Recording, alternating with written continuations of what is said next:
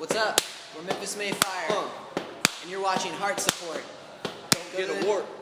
Go to the doctor if you have a wart. That's my retort. See you guys. Generation so blind to stay true.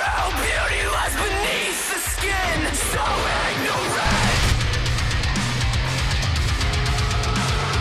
ignorant. But one in particular is when we were doing the Hollow. We have a song called The Deceived. I haven't really ever told anybody this, but that was specifically about a relationship I was in where I was catfished. You know, and I didn't know that existed. That word didn't exist until the movie came out. For anybody that doesn't know what being catfished is, I don't really understand where the name came from, but it's basically where, you know, you have an online relationship, I guess, with somebody, and they're not who they say they are. There are people out there that are really good at doing it and make it very believable. I was going to say, if you're a sucker, you fall into it, but if you're a human being, it just happens. Yeah. It never dawned on me like that somebody could actually do that to somebody else.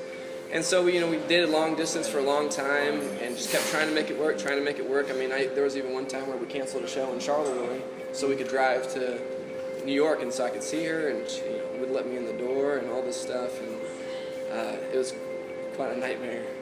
It really just like destroyed my self-confidence. Like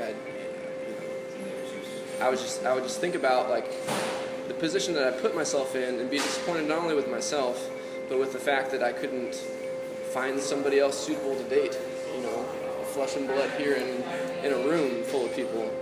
And so for a long time, it was really hard to get over that, and I would just find myself buying bottles of alcohol and hiding them in my closet at my dad's house, and that's how I got through a week, just bottle a week, and I had to do that because obviously I was super mad about it when I found out. We were touring like often enough that I had like no money, just living at my dad's house. I just felt like any energy I had that I could use towards putting out there to meet somebody or talk to somebody or have any sort of confidence at all, any energy I did have had to go into music because that was the only thing that was driving my life. And so I didn't have like any energy or confidence for any other facets of life. So that's unfortunately the way it went. As far as advice goes, it kind of just goes with what I learned from the experience, which is if you don't go out there and try and talk to somebody, you'll never know what you could or couldn't have had. And that was like the biggest, hardest part for me, is because I always had a hard time like going out and talking to people in general.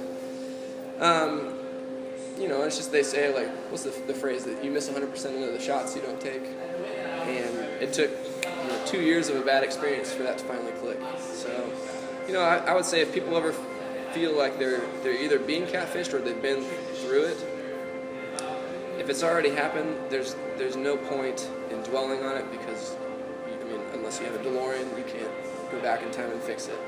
So just the point is, pick your head back up, realize that you're worth more than you thought you were, and take the first step and go talk to somebody. But going through that and being able to play that song live for when we first put that album out, being able to play it over and over, it really just kind of helped me flesh it all out and realize that I was worth more than I previously thought, and now I feel like I stand a little taller.